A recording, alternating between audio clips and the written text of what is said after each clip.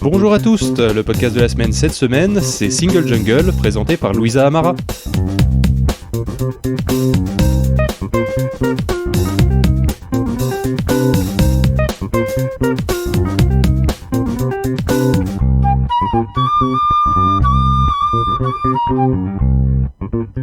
Bonjour Louisa.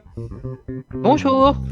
Alors, est-ce que tu pourrais me parler un petit peu de ce qu'est Single Jungle ? Oui, bien sûr. Alors, Single Jungle, c'est un podcast sur le célibat, d'où le nom, single pour célibataire en anglais, et jungle parce que c'est une jungle, la jungle des applications de rencontres et des rencontres en général. Donc ce podcast, je l'ai lancé en janvier 2020, je fête les 2 ans déjà. Et je l'ai lancé parce que je ne trouvais pas de podcast vraiment dédié au sujet. Je trouvais des émissions uniques, voilà, un épisode par-ci par-là, mais je trouvais pas, en tout cas dans le domaine francophone, même s'il y avait quelques petites choses au Québec, en France, j'en trouvais pas.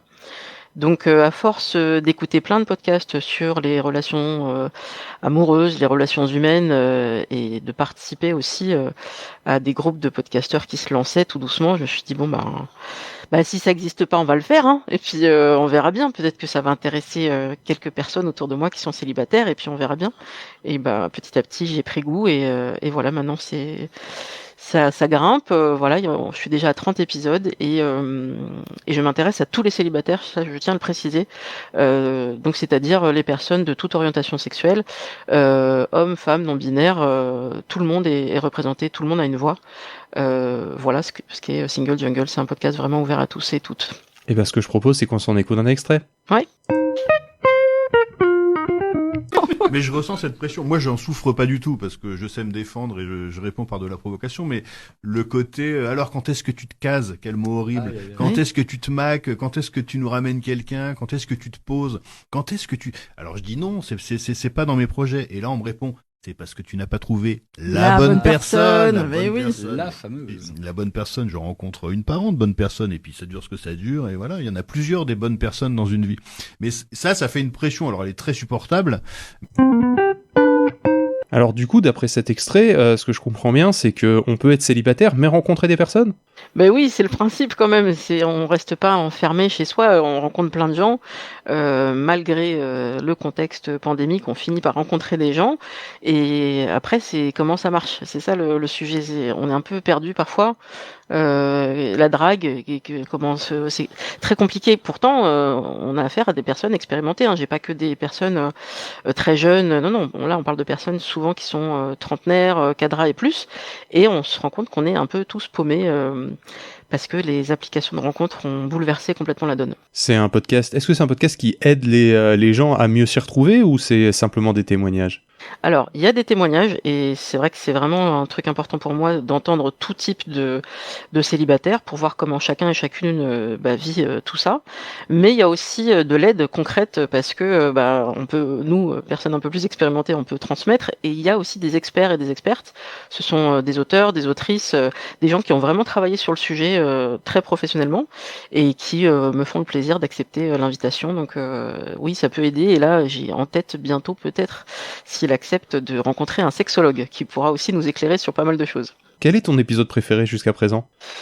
Alors je pense que j'ai quand même un petit coup de cœur pour cet épisode 9 là dont on a entendu un extrait, donc avec Marc Jibaja, scénariste et réalisateur de Ma vie n'est pas une comédie romantique avec Gilles Lelouch, et Stéphane Rose qui a écrit le livre En finir avec le couple, parce que d'abord c'est 2 personnes qui se connaissaient pas avant de faire l'enregistrement, donc c'est ça aussi la magie du podcast, c'est les rencontres, et on s'est très bien entendu parce qu'on avait chacun une vision très différente du couple, des relations. Eux ils sont assez radicaux dans leur pensée. Pour eux, il faut arrêter de s'emmerder avec le couple. Ça suffit. Maintenant, on vit librement, on se fait pas chier. Moi, je suis encore un peu dans le côté, le couple, il y a encore des choses à faire quand même. Et donc, on a pu avoir cette variété des points de vue.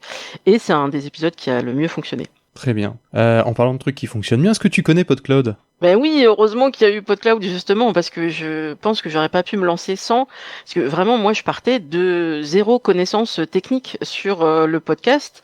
Donc, je me suis formée, mais après, un hébergeur, comment on trouve un hébergeur, comment ça marche, et donc j'ai appelé au secours sur Podcastéo. J'ai dit, il y a des gens qui s'y connaissent en hébergement aussi, et donc, c'est là que l'équipe PodCloud est arrivée à la rescousse. Et j'ai dit attention, hein, moi, j'y connais vraiment rien, donc il faut m'aider de pas à pas parce que sinon je vais être perdu. Et c'est ça qui a été génial, c'est que justement je suis accompagnée depuis le début. Moindre souci technique, moindre question même bête, et vous êtes là et c'est aussi grâce à vous que j'ai pu avancer avec mon podcast. Merci. Merci à toi d'être sur notre plateforme. La question du mois d'avril, c'est qui dans le monde du podcast t'aimerais bien rencontrer? Là, de suite, je te dis, n'importe qui, tu peux aller boire un verre. Avec qui t'as envie d'aller boire un verre dans le monde du podcast? Alors, il y en a plusieurs et on a eu la chance de se croiser pour certains événements, pour le Paris Podcast Festival et autres.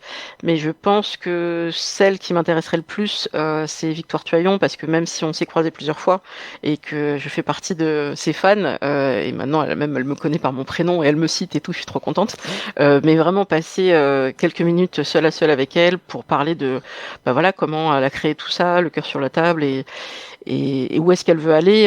C'est une femme passionnante et je pense que je serais très chanceuse de pouvoir passer du temps avec elle. Eh bien écoute, merci beaucoup. On retrouve ton podcast Single Jungle sur PodCloud ainsi que sur toutes les autres plateformes. On dit à nos auditeurs à la semaine prochaine et d'ici là, continuez à écouter des podcasts. Merci.